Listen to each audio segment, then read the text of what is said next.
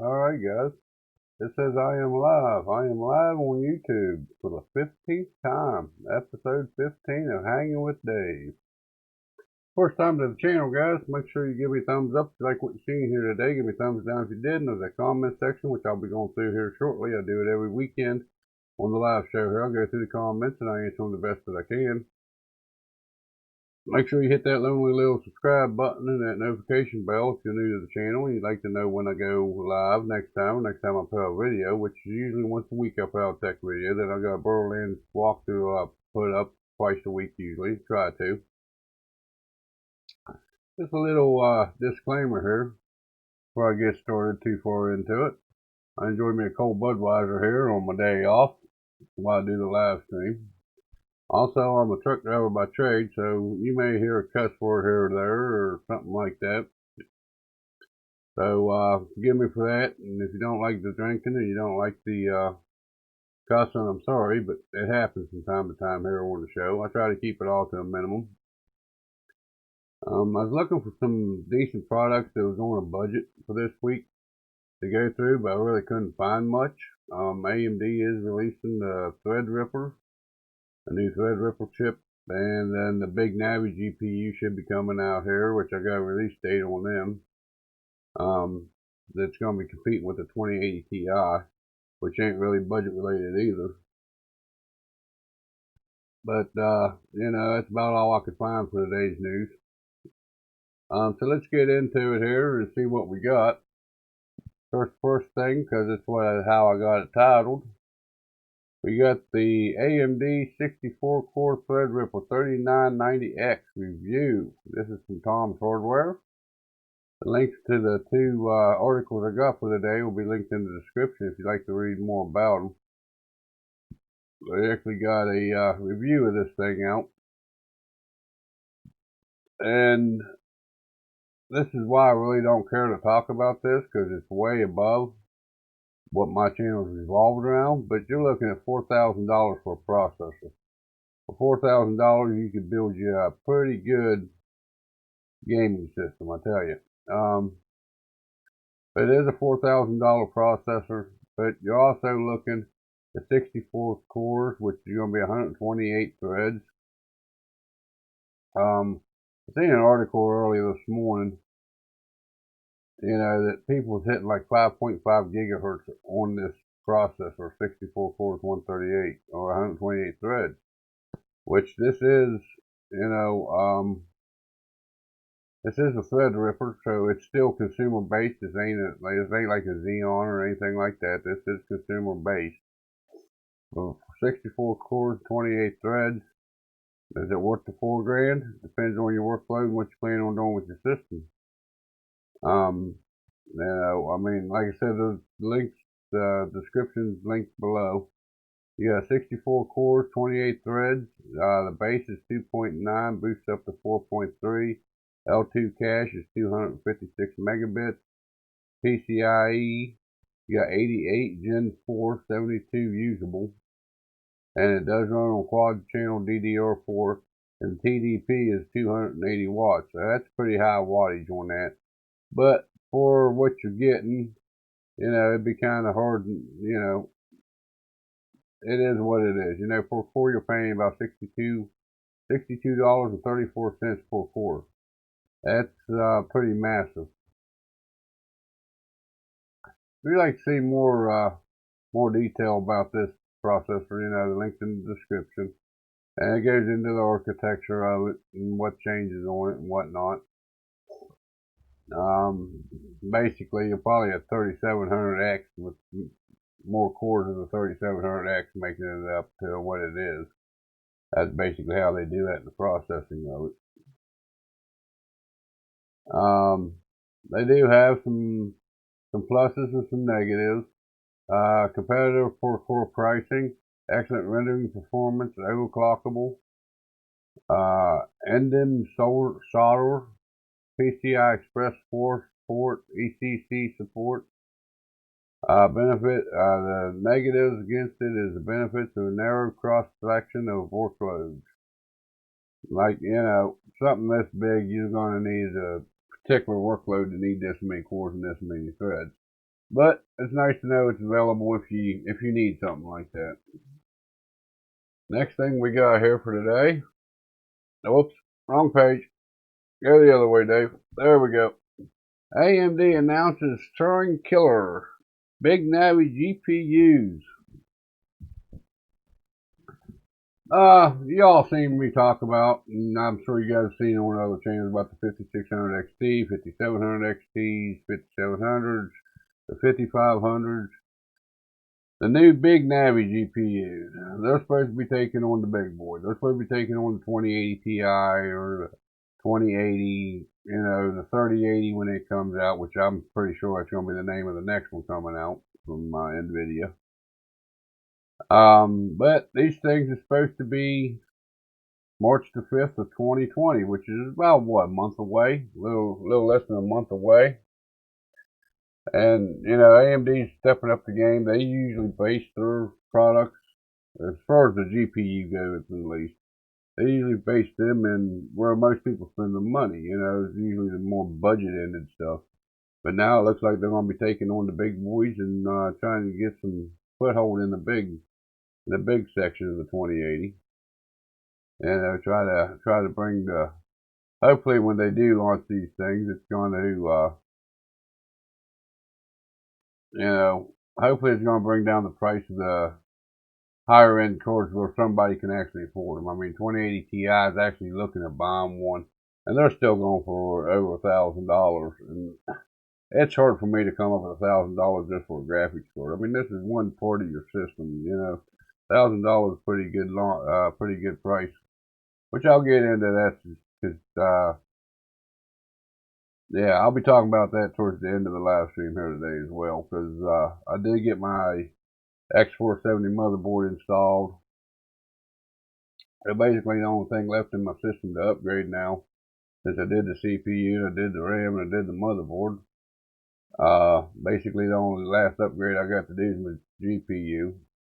Stick around to the end of the stream and I'll show you what I'll be buying and putting into my system. Next on our hit list would be the comments and the questions and the Q&A. I know I didn't hit on them very long, but there really ain't a whole lot to talk about either one. Like I said, the 3990X, that's way out of most people's price range, and not a lot of people are going to really be interested, I don't think.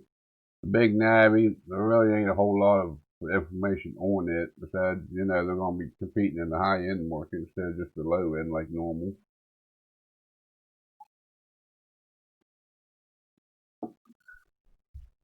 Yeah, that's about it for the news. I couldn't find much more to talk about. So let's get into the Q&A here, which, like I said last week, that's mainly why I started the live stream, was the, Q&A, to have the subscribers be able to interact with me, ask questions in chat and whatnot. And if you got any questions for me, for the people that's watching, there's that chat box over there. Let me know if you have any questions or anything like that. If you have any comments. Let me flip you over here. We'll get into the Q&A this week. James. Well, at least I can pronounce his name. And as I go through these guys, if I butcher your name, I apologize up front. I ain't very good with names, like I've said in the past. So if I do butcher your name, I'm sorry, I apologize for it, especially some of these handles these guys come up with. Some of them's pretty hard to pronounce. But this one's easy. James. It was on how to overclock your RAM with a Gigabyte B450DS3H. Hi, games crashed since I enabled XMP profile. Please help. Well, James, apparently your RAM ain't on the QVL list. The XMP profile is way overclocked for the CPU and motherboard combo you've got.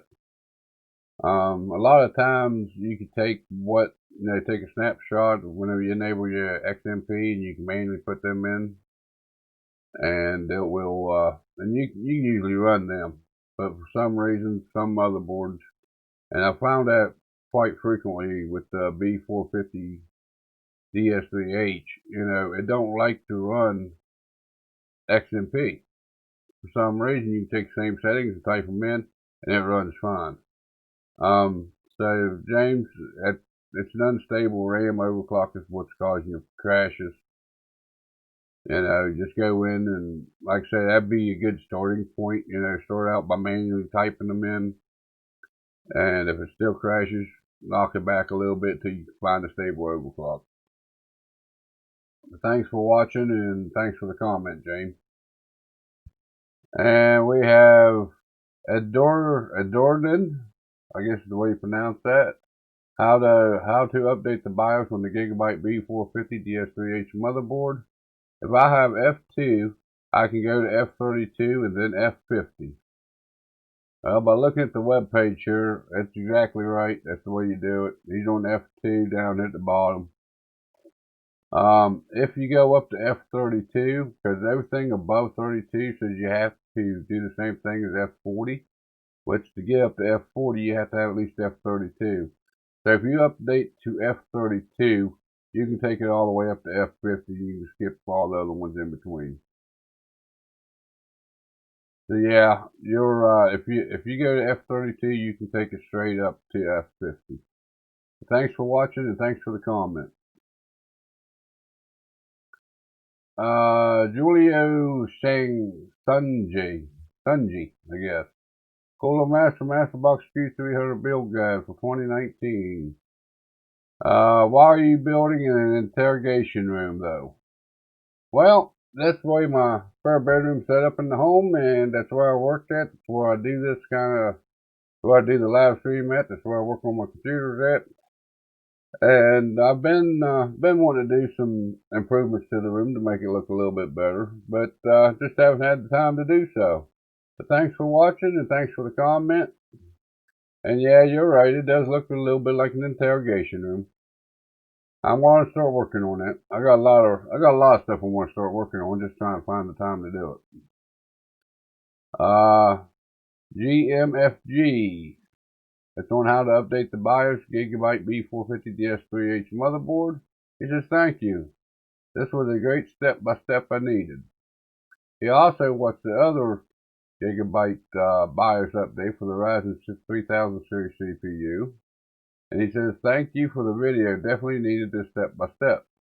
Well, you're welcome. It's fairly easy to update these BIOSes. It ain't nothing real major anymore. It used to be a lot harder than what it is. It used to be a lot scarier. But I hope it helped you out, and you're more than welcome. Thanks for watching, and thanks for the comment. We have Bastion Dixon. Thanks for doing the video, Dave. That was on my thermal paste application. Does it matter? He was watching last week and the week before, I believe. If you're watching, you're more than welcome. I hope that was kind of what you was looking for. That was about the best way I could figure out to do that. So, yeah, you're more than welcome. Thanks for watching the video. Thanks for the comment. Next. Cringy. Thanks, bud. I just built my first computer and needed a tutorial on how to do this. It was on how to update the BIOS for the Gigabyte B450 DS3H motherboard. You're more than welcome, Cringy. I'm glad it helped you out. Thank you for watching it, and thank you for the comment. The next comment here, we're going to save that for the last one. We got Stark McQueen. So I'll put the first or second gen Ryzen, and then when I update the BIOS, I can replace it with the third gen Ryzen. Turn on the PC, and it will work. Yes, if you put in the first or second gen Ryzen, you update your BIOS to, I believe it's F40. No, yeah, as long as you go up to at least F40, right there, it updates to Aegis 1.0.0.2 for the next generation AMD CPUs full support. Yeah, as long as you take it up to F40 right there, you can put in a Ryzen 3000 CPU and it should work fine. my recommendation would be go on up to F50 because of all the improvements it gives you. But as long as you're on F40, you can just put in your 3000 CPU and it should work just fine for you. Let's see here. Back to alley Tedoro. Thanks, I will try this. That was on how to update the B450 BIOS for the Ryzen 3000 CPU processor. Well, I hope it works out for you. Thank you for watching and thank you for the comment. Let's see here. 10 hours ago, we had Red Potatoes. He watched how to overclock your RAM on the Gigabyte B450 DS3H motherboard. We have the same motherboard. Thanks for sharing this, Dave. Now my RAM and APU system is running at 2933 megahertz. Now that sounds like you had to go in and manually overclock that, but I'm glad it worked out for you, and you should see quite an improvement over. I don't know what your base clock was on your RAM. You should see quite a gain with that if you got up to 2933. Everybody knows Ryzen processors like a little bit faster memory. But thanks for watching and thanks for the comment. The one that I skipped, there's a reason why I skipped, because I don't know exactly what to do with this comment. I must have made it big on YouTube, I guess. Even though I'm still a very small channel, I must have made it big. We got Adam and Liz 2 days ago. This is on how to overclock your Ryzen 5 2400G on the Gigabyte B450MH DS3H port 3. You can't just whack in numbers and expect a stable overclock. You didn't even change the voltage for your RAM or your CPU. Just another video to waste people's time. Well, if you only watched the one video, port 3, you didn't watch port 1 and port 2, you wouldn't know if I did change the voltages or not. Changing the voltage for the RAM don't have nothing to do with overclocking the CPU. I mean, if you ain't gonna watch the whole series, I don't see where you can complain about what's in the video unless you go back and watch the other 2 videos. But, you know, I'm gonna reply nicely with them and tell them thanks for watching and thanks for the comment. Be it good or be it bad, you know, they all add up into, you know, they look good on YouTube. YouTube algorithms, you know, a comment's a comment. They really don't specify if they gotta be a good comment or a bad comment.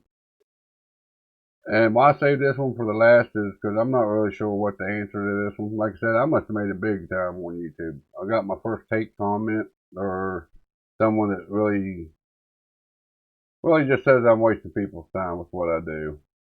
And that's fine. I understand that, you know, not everybody's going to agree with what I do. And like I said, that was port 3. He didn't watch port 1 or port 2. Changing the voltage for the RAM has nothing to do with CPU overclocking, and that was mainly based on the CPU overclocking, not the RAM overclocking. So I'm not going to waste any more time on answering his question or giving him any more time. My time's too precious. I don't have that much time to waste on people that says that I waste their time.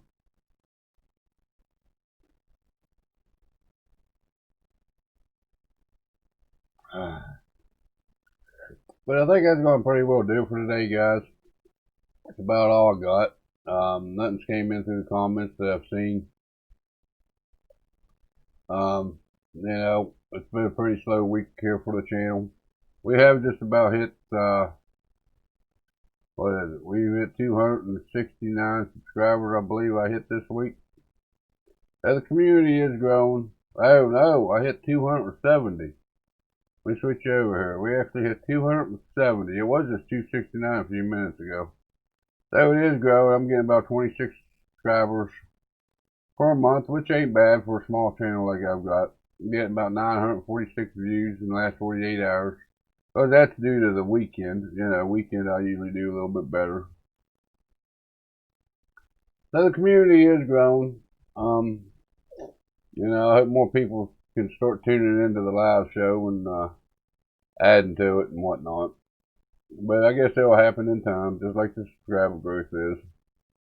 This week's video, like I mentioned, Got the Asus Prime X450 Pro motherboard here. This week's video coming up is going to be the unboxing, and it'll be the unboxing of it. And I'll go down through the specs of it and tell you what it offers. And whenever I unbox it, I kind of go through, show you where all the connectors is on the motherboard and whatnot. Of course, I'll have an overclocking video on that one. I'll be having a BIOS update on it when I get around to doing it. I wasn't even too sure about doing a live stream because I didn't know if I was going to get my computer put back together in the middle of doing that. The install of it, which there'll be another video, how to swap out your motherboard. I kind of hit on it a little bit ago that, my next upgrade is going to be my GPU. And, which that's going to be my next upgrade. That's the last thing I really need to be able to get my system up to where I want it. I don't know, maybe this will surprise some of you, maybe it won't. Let me flip you back over here. But this here is pretty well what I'm looking at with the RTX 2070 Supers. There's a reason why I'm going with NVIDIA over top of AMD. Yes, the performance on this and the 5700 XT is about the same. I know this. The 5700 XT is a little bit cheaper. But I use DaVinci Resolve for my editing. And I always thought that DaVinci Resolve favored AMD graphics cards. But after doing some research on it and whatnot, with what I've found, it does better with NVIDIA graphics cards. So I'm going to be switching over to NVIDIA graphics cards. Which, if you don't know, I'm running the XFX Radeon 588 gig card right now. So this is going to be a pretty good uplift. And, it's going to, I think it's, and of course they'll give me more content for the channel and whatnot, but it's going to also increase the performance of my machine for what I use it for. Not really sure which one I'm going to go with yet, but it is coming. It may take me a month or so here, because you are looking at $500, $500+ for the graphics card. Let's see, Ashton Dixon. Hey, Dave. Hang in there, man. Oh, I'm going to hang in there. Me and my old buddy Budweiser, bud. Appreciate it.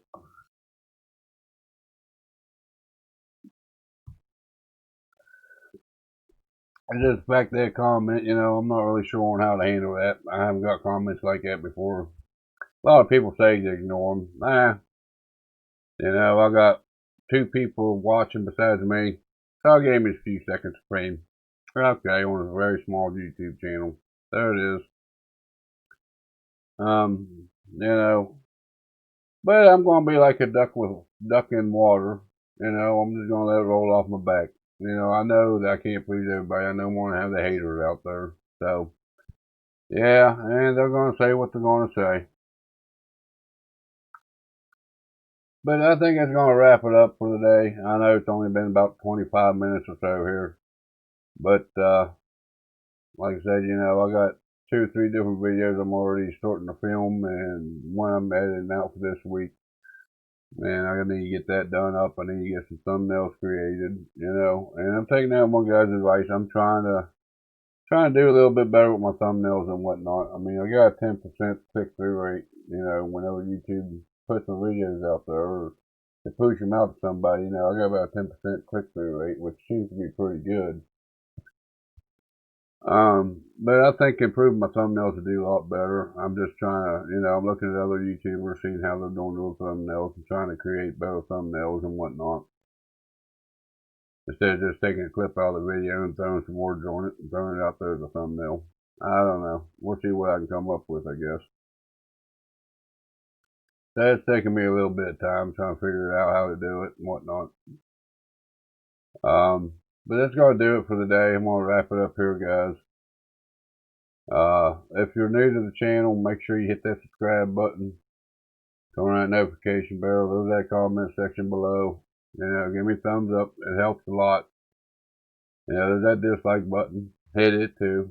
You know, it don't matter. Whichever way, you know, it's activity on the channel, it's activity on the videos. So it all looks good in YouTube's eyes.